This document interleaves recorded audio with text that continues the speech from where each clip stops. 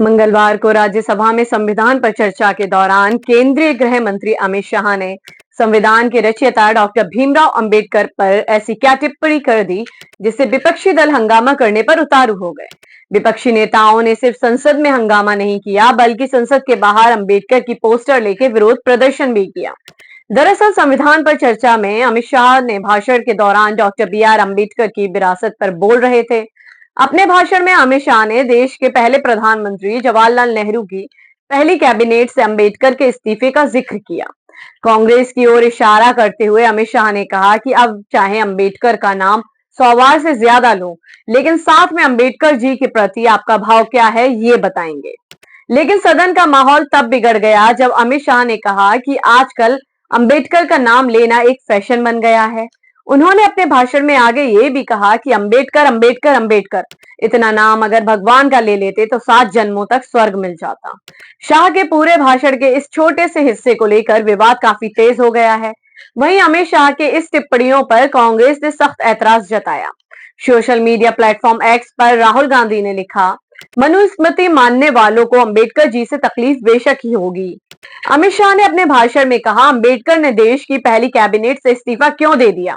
उन्होंने कई बार कहा कि वे अनुसूचित जातियों और जनजातियों के साथ होने वाले व्यवहार से असंतुष्ट हैं। उन्होंने सरकार की विदेश नीति से असहमति जताई। वो अनुच्छेद 370 से भी सहमत नहीं थे। डॉक्टर अंबेडकर को आश्वासन दिया गया था जो पूरा नहीं हुआ, इसलिए कैबिनेट से इस्तीफा दे दिया। शाह ने आगे ये भी कहा, जिसका विरोध करते हो उसका वोट के लिए नाम लेना कितना उचित है। कांग्रेस पार्टी के अध्यक्ष मल्लिकार्जुन खड़गे ने शाह के इस बयान पर हमला करते हुए एक्स पे पोस्ट किया, जिसमें वो कहते हैं कि गृह मंत्री अमित शाह ने जो आज भरे सदन में बाबा साहेब का अपमान किया है, उससे फिर एक बार सिद्ध हो गया है कि बीजेपी और आरएसएस तिरंगे के खिलाफ थे। उनके पुरखों ने अशोक चक्र का विरोध किया था। संघ परिवार के लोग पहले दिन से भारत के संविधान के बजाय मनुस्मृति को लागू करना चाहते थे। अंबेडकर मनुस्मृति के खिलाफ थे, इसलिए उनके प्रति इतनी घृणा है। चेतावनी भरे अंदाज में उन्होंने आगे कहा, मोदी सरकार के मंत्रीगण यह कान खोलकर समझ लें कि मेरे जैसे करोड़ों लोगों के लिए बाबा साहेब डॉक्टर अंबेडकर जी भगवान से कम नहीं है। वे दलितों, आदिवासियों, पिछड़े वर्ग, अल्पसंख्यक और गरीबों के मसीहा हैं और हमेशा रहेंगे। वहीं दूसरी तरफ बुधवार दोपहर प्रधानमंत्री नरेंद्र मोदी ने भी अमित शाह के भाषण की सराहना करते हुए लंबा पोस्ट किया। उन्होंने कहा कि अमित शाह ने संसद में अंबेडकर को अपमानित करने के काले अध्याय को एक्सपोज किया है।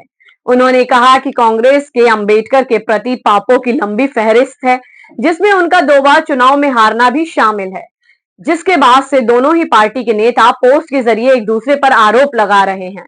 क्या संविधान को स्वीकार करने के 75 साल पूरे होने के बाद भी संसद में इस तरह के आरोप प्रत्यारोप से एकता हो पाएगी?